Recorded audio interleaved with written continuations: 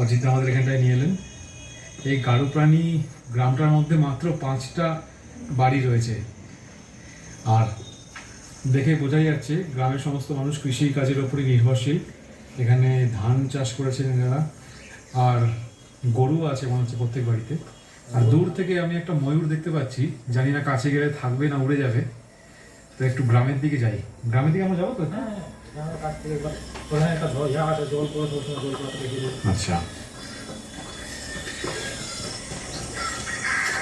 এই যে ঝর্ণাটা দেখো, ওই তো প্রতিদিন তো পড়েই চলে সাবমার্শাল লাগেনি, কোনো ইয়েও লাগেনি।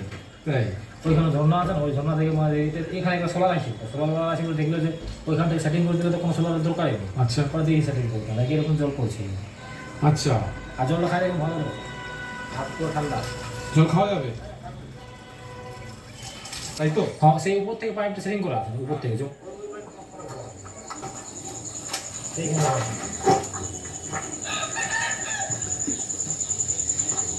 দেখুন কত ছাগল বাড়িতে, মাটির বাড়ি।